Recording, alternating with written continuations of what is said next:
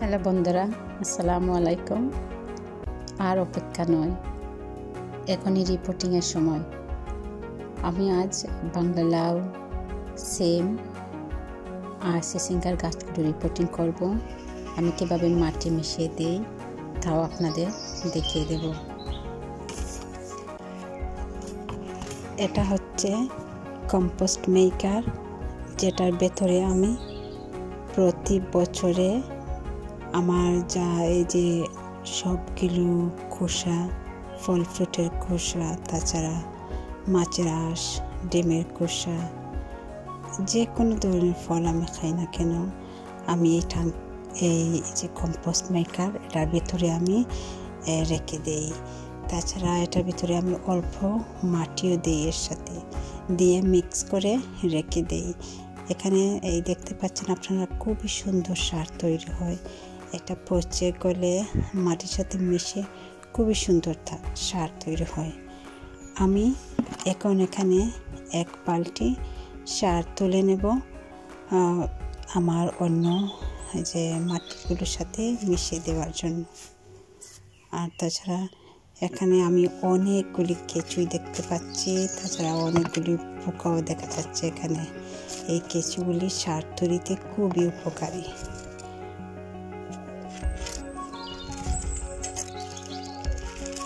যারা বাগান প্রিয় তাদের জন্য আমার এই টিপস। আপনারা এভাবে ঘরে হাতে তৈরি সার তৈরি করতে পারবেন। তাছাড়া আপনাদের যদি কোনো কম্পোস্ট মেকার না থাকে, আপনারা একটা বাকেটের মধ্যে আপনাদের যে অবশিষ্ট যেগুলো খেয়ে আপনারা ফেলে দিতে হয় এগুলো রেখে দিতে পারেন। তাছাড়া ফল ফ্রুটের খোসাও রেখে দিতে পারেন, অথবা আপনারা আপনাদের বাগানে একটা গর্ত করে গর্তের মধ্যেও আপনারা এভাবে সার তৈরি করতে পারেন।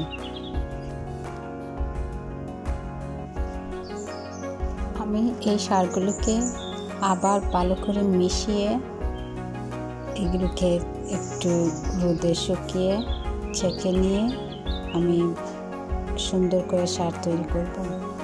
আর এই পর্যন্ত আমার সার তোলা শেষ হয়ে গেল।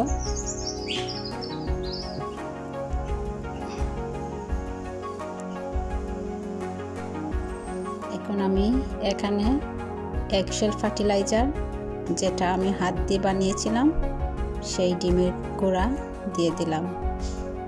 আর এই বাকেটে কম্পোস্টগুলা, যেটাও আমার হাতের তৈরি কম্পোস্ট, দিয়ে দিলাম। আর এর আগে আমি গার্ডেনের এক বাকেট মাটি এখানে দিয়ে দিয়েছিলাম। আর সবগুলি আমি একসাথে খুবই ভালো করে মিশিয়ে দেব। এখন আমি এই যে আমার দোকান থেকে কেনা মাটি, যেটা অল পারপাস মাটি, সয়েল, যেটা আমি এনেছি দোকান থেকে কিনে, এখান থেকে আমি আরও এক বালতি মিশিয়ে দেব। আপনাকে ধৈর্য নিয়ে মাটিগুলি খুবই সুন্দর করে মিশিয়ে দিতে হবে, যাতে ডিমের খোসার গুঁড়া আর এই আমার হাতের তৈরি কম্পোস্টগুলো খুবই সুন্দর করে মিশে যায়।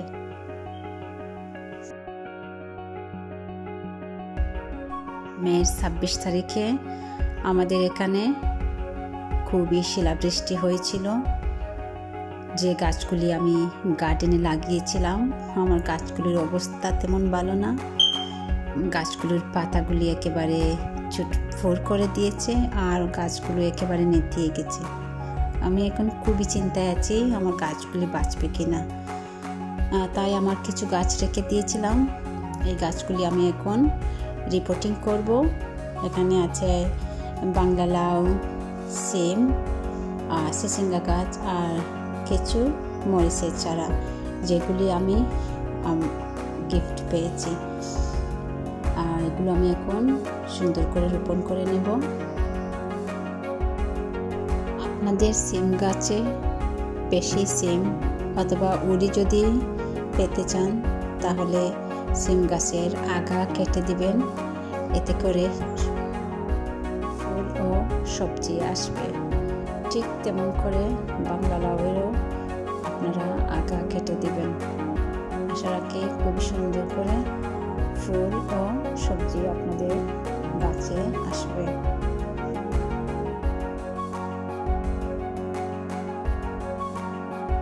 উড়ির চারা তুলতে আমার খুবই কষ্ট হতো। আমি অনেক চেষ্টা করেছি, 3-4 বছর চেষ্টার পর আমি এখন আলহামদুলিল্লাহ একটু না হলে আমি এই দেশে উড়ি চাষ করতে পারতেছি। অল্প করে যাই হোক আমি 2-4টা গাছ লাগাই। আর এই গাছেই যখন আমার এই গাছ থেকে যখন আমি আধা কেজি বা 1 কেজির মতো সিম পাই, আমার মনে খুব খুশি হই, খুব খুশি লাগে। আর বাগান করার আনন্দই একটা আলাদা। আপনারা চাইলে অনেকেই আছেন যে বলেন সিম এদেশে করতে পারেন না, আর অনেকেই খুব সুন্দর করে করতে পারেন। আমিও তাদের দলের একজন ছিলাম, কিন্তু আলহামদুলিল্লাহ আমি এখন থেকে একটু একটু শিখে নিয়েছি সিম কীভাবে দেশে লাগাতে হয় আর সিমের যত্ন করতে হয়। আর অনেক সময় দেখেছি তেমন যত্ন না করলেও হয়ে যায়।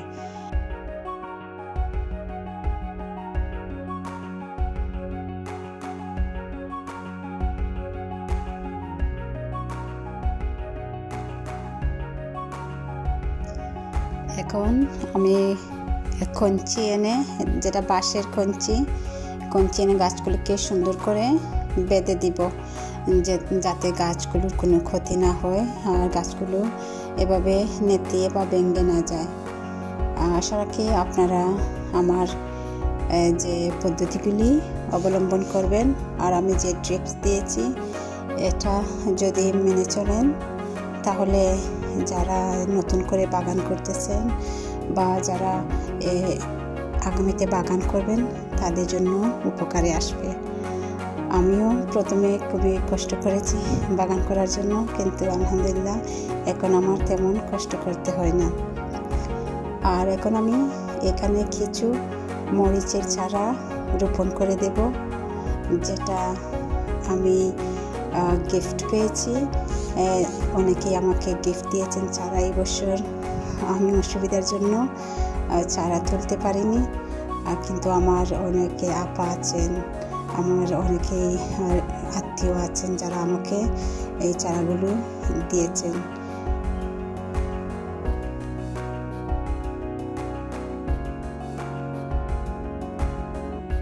এখন আমি এই মরিচের গাছে লেবেল লাগিয়ে দিব, নাম লিখে লিখে দিয়ে দিব, কারণ আমি বুঝতে পারবো না যে মরিচের গাছগুলি একত্রে মিশে যেতে পারে, কোনটার কী নাম আমি জানবো না। তাই আমি এই যে পটের গায়ে লেবেল লাগিয়ে দিয়েছি।